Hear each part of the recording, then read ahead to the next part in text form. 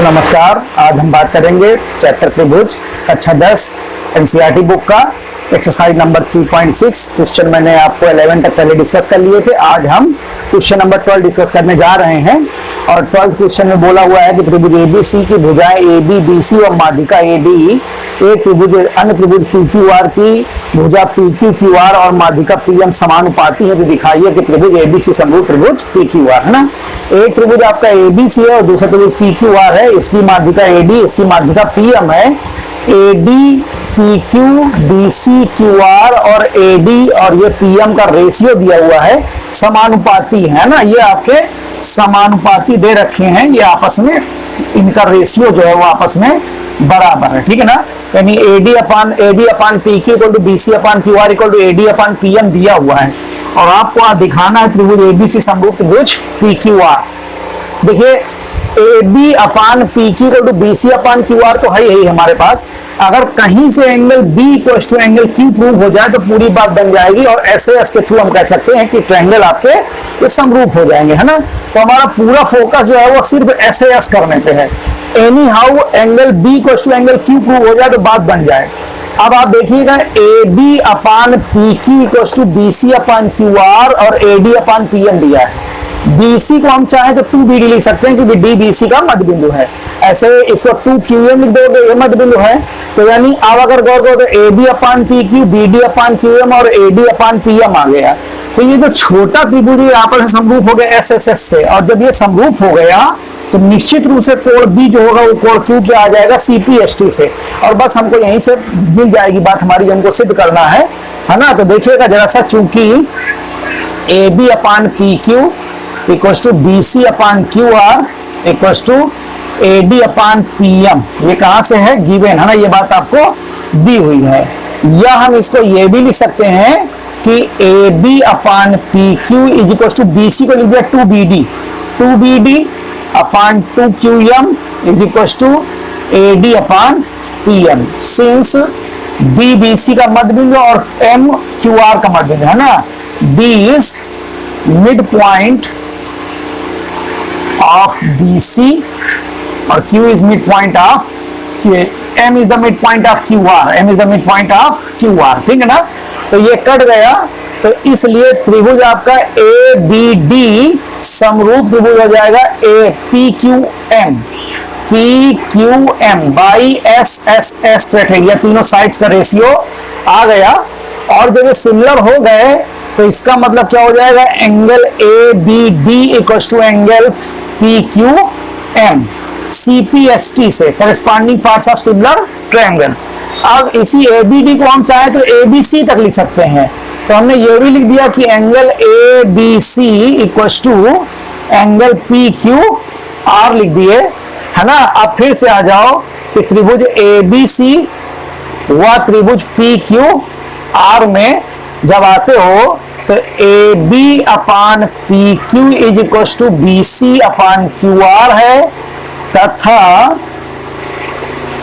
कोण ABC equal to कोण PQR। ये कहां से प्रूव्ड है, सिद्ध कर चुके हैं हम, है ना। तो अब ये और ये दोनों कंडीशन के अकॉर्डिंग लिख सकते हैं कि त्रिभुज ABC समरूप त्रिभुज PQR बाई SAS रूल से, ठीक है ना। तो इस तरीके से ये क्वेश्चन हमारा कंप्लीट होता हुआ। अब हम बात करेंगे क्वेश्चन नंबर इसी से मिलता जुलता आपका पहला 16 नंबर, तो हम 16 भी यहीं से दिखाना चाहेंगे। 16 के बाद फिर वापस अन्य क्वेश्चंस पे आना चाहेंगे, ठीक है ना। तो 16 में क्या है कि त्रिभुज ABC और त्रिभुज PQR तो है, लेकिन AB अपान PQ AC अपान PR दिया। यहाँ पे जैसे BC अपान दिया हुआ था, वहां पर आपको दिया हुआ है ना कि यहाँ पे जो दिया हुआ है, सॉरी क्या बोलते हैं, क्वेश्चन नंबर 14 है, 16 नहीं है, सॉरी फॉर दैट, ठीक है, कि AB AC और माध्यिका AD, मतलब ये जो है यहाँ पे इतना देखिए, सिर्फ इतना दे दिया गया, ठीक है ना, कि AC अपान, ठीक है ना, PR है। और तब आपको दिखाना ये समरूप है। तो असलियत ये होगी कि इस बार हमको कहीं ना कहीं से जब this upon this equal to this upon this है, तो यानी हमारी कोशिश होगी कि angle A equal to angle P prove हो जाए, है ना। तो अब इसके लिए हमको थोड़ी सी रचना भी करनी पड़ेगी। और रचना क्या होगी थोड़ा सा ध्यान दीजिएगा, ये हम इसको हटाए देते हैं, है ना, टू प्रूव तक तो रहेगा, ये पूरा इरेज करके इसको फिर से करना पड़ेगा। ये क्वेश्चन आपका 14 नंबर के लिए अब जा रहे हैं, ठीक है ना, ये 12 ना हो के अब आपका 14 नंबर हो जाएगा। और 14 नंबर पे थोड़ी सी कंडीशन बदल गई, लेकिन क्वेश्चन बहुत बदल गया और काफी अच्छा क्वेश्चन हो जाता है ना। तो हमने टू प्रूव क्या था, टू प्रूव है ट्रायंगल ए बी सी समरूप त्रिभुज पी क्यू आर, हमको सिद्ध करना है। थोड़ा सा कंस्ट्रक्शन भी होगा, कंस्ट्रक्शन मतलब रचना, ठीक है ना। कंस्ट्रक्शन क्या करेंगे, produce A D to E, produce A D to E such that A D equals to D, है ना, कि ए डी को ई तक इस प्रकार बढ़ाया कि A D equals to D हो जाए, है ना। Produce A D to E such that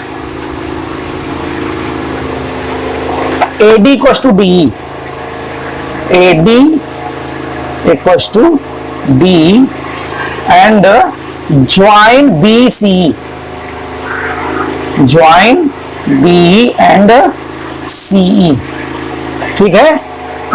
अब इधर आ जाओ, in triangle P Q R, in triangle P Q R produce P M to N, produce P M to N such that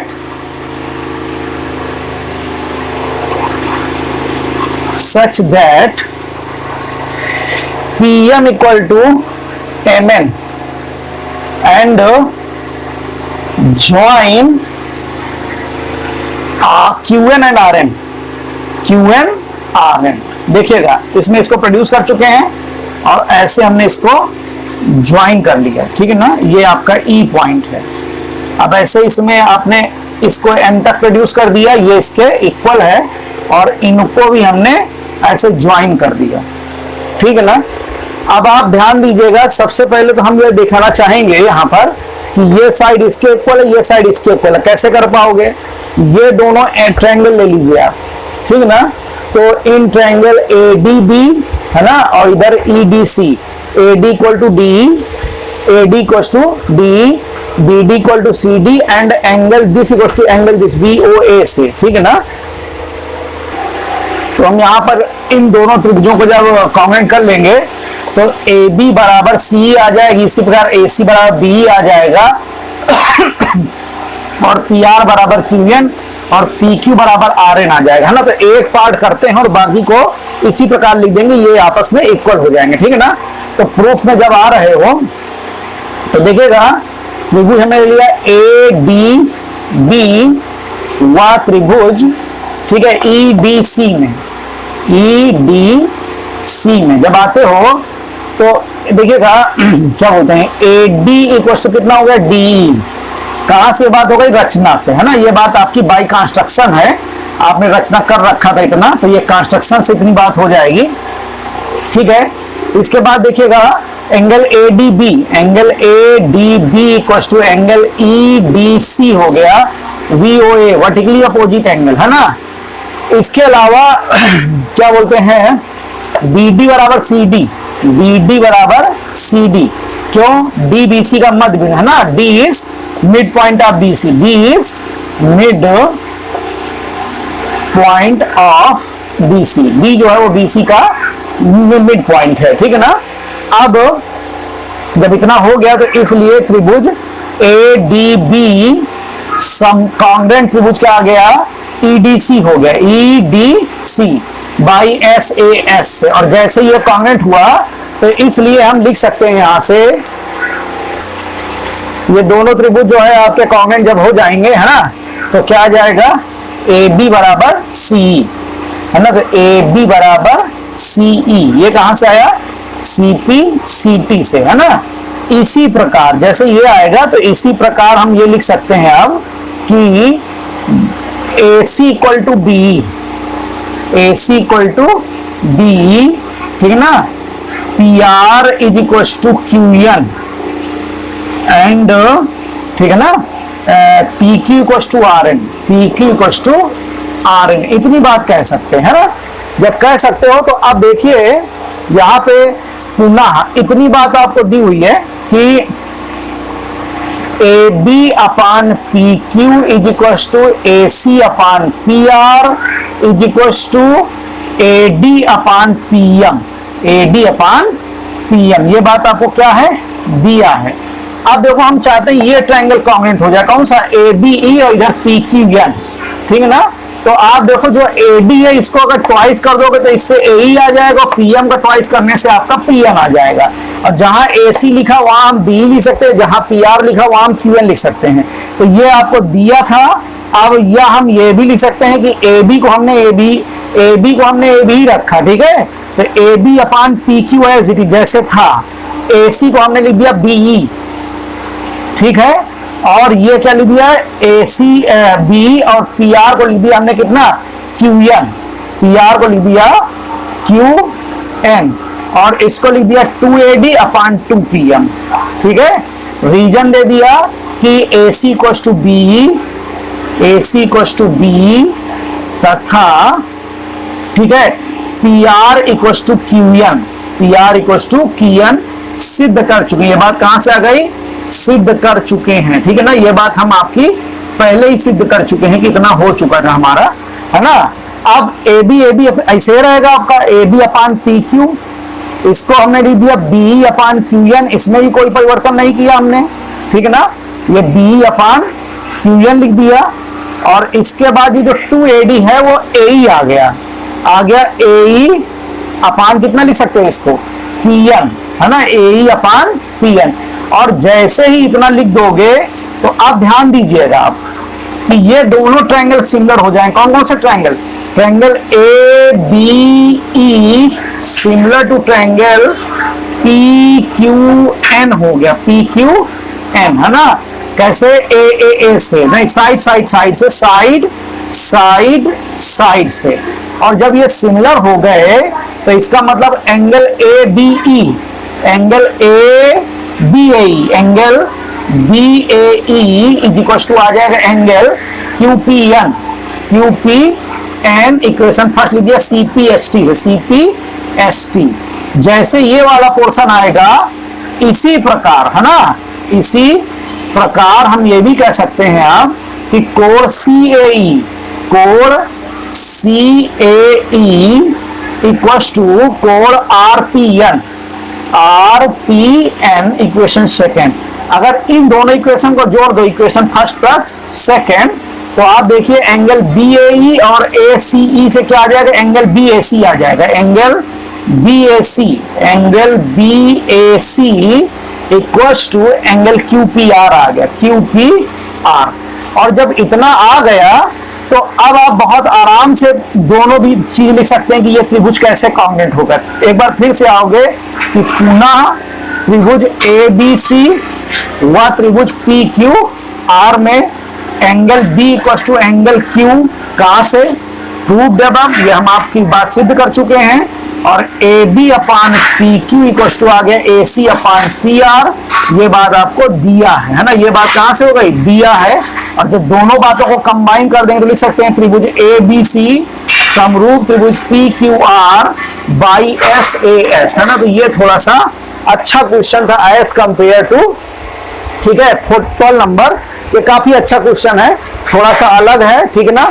तो इस तरीके से करेंगे, एक बार ये एंगल इस एंगल के इक्वल हो जाएगा, एक बार ये एंगल इस एंगल के इक्वल हो जाएगा। जब दोनों को जोड़ेंगे तो angle equal to angle P हो जाएगा। यानी हमारा मोटो वही था कि angle equal to angle P, क्योंकि ये इंक्लूडिंग साइड्स का रेशियो दिया था तो यहाँ पे A इक्वल टू P हमको प्रूव करना था, ठीक है ना। तो इस तरीके से क्वेश्चन नंबर 12 होता हुआ क्वेश्चन नंबर 13, त्रिभुज ABC में DBC पर इस प्रकार स्थित है कि कोण ADC इक्वल टू BAC, तो आपको ये लाना है ना।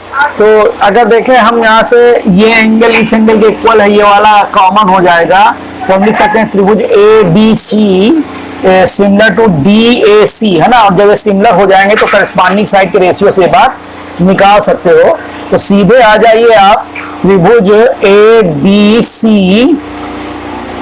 व त्रिभुज, देखिएगा A के अकॉर्डिंग D पे आता है, C पे आना चाहिए, है ना। तो DAC आएगा, वह त्रिभुज कौन सा आएगा, DAC में, है ना। तो कोण देखिए BAC इक्वल टू दिया हुआ है ADC, ये बात कहां से दिया है ना, ये बात आपको दी गई हुई है। उसके अलावा कोण ABC ACB, कोण ACB बराबर क्या आ जाएगा, कोण DCA आ जाएगा, है ना, DCA कॉमन हो गए, दोनों ही ट्रायंगल में ये कोण पाया जा रहा है, ठीक है ना। तो जब कॉमन हो गया तो इसका मतलब क्या हो गया कि त्रिभुज ABC, ठीक है ना, त्रिभुज ABC समरूप त्रिभुज BAC आ गया, किससे AA से, दो कोण बराबर कर लिए, त्रिभुज समरूप हो गया। अब जब समरूप हो गया तो हम यहां से ये बात कह सकते हैं कि करस्पॉन्डिंग साइड के अकॉर्डिंग आओ, तो पहला और दूसरा लास्ट लेटर लो, तो AC अपान यहां से क्या आएगा, फर्स्ट एंड लास्ट से इधर से आएगा CD, ठीक है ना। और इधर से अगर हम BC ले लें फर्स्ट एंड लास्ट, इधर से क्या आएगा, AC आएगा, है ना।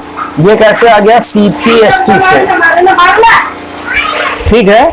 अब जब इतनी बात आ गई, अगर क्रॉस करेंगे तो यहाँ से AC स्क्वायर इक्वल टू कितना आ जाएगा, CD इंटू CB, जो हमको सिद्ध करना था ना, CB इंटू CD, यही बात हमको प्रूव करनी थी। तो इस तरीके से क्वेश्चन नंबर 13 होता हुआ हम अब बात करते हैं, 14 हो चुका था, क्वेश्चन नंबर 15 के लिए अगर आवे यहाँ से, तो 15 में क्या है कि कह रहा है कि एक 6 मीटर लंबाई वाले ऊर्ध्वाधर स्तंभ की छाया 4 है, 6 लंबाई है और स्तंभ की जो छाया है वो 4 है ना, 6 लंबाई छाया 4। इस तरीके से मान लीजिए PQR एक त्रिभुज था, इसमें ये 6 मीटर दी हुई है, ये आपकी 4 मीटर दी हुई है, ठीक है ना। अब इसके बाद अगर आगे आते हो, है ना, तो उसी समय एक मीनार की छाया 28 मीटर है, तो उसकी ऊंचाई ज्ञात करना। एक मीनार थी उसी समय पर, है ना, उसकी जो छाया थी, ये मान लीजिए AB से ले लिया, ये चीज आपको 28 मीटर दी हुई है, तो उसकी ऊंचाई हमको ज्ञात करना है। तो सबसे पहली चीज, दोनों त्रिभुज को समरूप कर लोगे भाई, ये कोण 90-90 हो जाएंगे और ये कोण बराबर इस कोण से, है ना, एंगल ऑफ एलिवेशन से। तो त्रिभुज PQR वह त्रिभुज ABC में अगर आते हो, है ना, तो आप ध्यान दीजिएगा क्या हो जाएगा, angle Q is equal to angle B equal to 90 degree और एंगल R इक्वल टू क्या हो जाएगा, एंगल C, है ना, एंगल ऑफ एलिवेशन से, एंगल ऑफ एलिवेशन से बात हो जाएगी, ठीक है ना। एंगल ऑफ एलिवेशन से इतनी बात आ गई, और जब इतना आ गया तो इसलिए त्रिभुज PQR समरूप त्रिभुज ABC आ गया, किससे, A क्राइटेरिया से। और जब ये सिमिलर हो गए तो अब आप लिख सकते हो यहाँ से कि 6/h, यहाँ से क्या आ जाएगा, 6/h इक्वल टू आ जाएगा 4/28, है ना। तो 4 जा 4 7 जा, तो ऐसे इक्वल टू 6 जा 42 मीटर, ठीक है ना। तो इसलिए मीनार की जो ऊंचाई होगी वो आपकी 42 मीटर आ जाएगी। इस तरीके से वाला क्वेश्चन होता हुआ, ठीक है ना। इस एक्सरसाइज का लास्ट क्वेश्चन है आपका क्वेश्चन नंबर 16, हम उसके लिए चलते हैं। क्वेश्चन नंबर 16 कह रहा है AD व PM त्रिभुज ABC और त्रिभुज PQR की माध्यिकाएं हैं, जबकि ABC समरूप PQR है, तो आपको दिखाना है AB/PQ इक्वल टू AD/PM, ठीक है ना। तो देखिएगा ये दोनों त्रिभुज समरूप हैं आपके, है ना, चूंकि त्रिभुज ABC समरूप त्रिभुज PQR दिया है, ये बात आपको, ठीक है ना।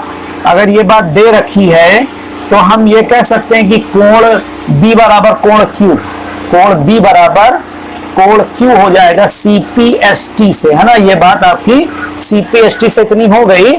इसके बाद आप देखिएगा ये भी लिख सकते हो AB/PQ is equal to BC/QR, ठीक है ना। ये भी बात CPST के थ्रू हो जाएगी। अब आप जहां BC वहां पे 2BD लिख सकते हैं, या हम ये भी लिख सकते हैं कि AB/PQ is equal to 2BD/2QM। क्यों लिख दिए, D BC का मध्य बिंदु है ना, D is mid point of BC और M is the mid point of QR है, ठीक है ना। M is the mid point of QR, ये कट गया।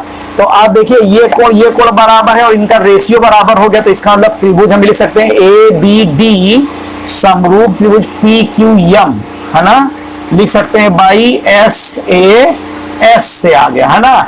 तो अगर ये समरूप हो गए तो हम अब लिख सकते हैं कि AB/PQ इक्वल टू AB/PM, ठीक है ना। तो जब ये समरूप हो जाएंगे तो इसलिए हम ये भी लिख सकते हैं कि AB/PQ is equal to AD/PM, यही हमको प्रूव करना था, है ना। तो बड़े त्रिभुज समरूप दिए हुए थे, ये छोटे दोनों समरूप कर लेंगे और जैसे ही समरूप होगा तो A B upon P Q equals to A D upon P M हम कर लेंगे। और इस क्वेश्चन का यूटिलाइजेशन आपका जो अगली एक्सरसाइज पढ़ने जा रहे हैं उस पे आपका क्या बोलते हैं क्वेश्चन नंबर 6 में बहुत उपयोग होगा, ठीक है ना। तो सबसे पहले जो हम अगली एक्सरसाइज में आएंगे तो क्वेश्चन नंबर 6 ही डिस्कस करेंगे, ठीक है ना। बहुत इंपॉर्टेंट रहेगा, इसका पूरा यूटिलाइजेशन है, इसके आगे थोड़ा सा करना है और क्वेश्चन नंबर 6 उसका हो जाएगा, ठीक है ना। तो इसलिए इसको बहुत आराम से देखिएगा, बहुत इंपॉर्टेंट क्वेश्चन है। That's all today. अब मिलते हैं नेक्स्ट वीडियो में next exercise class. Thank you for watching my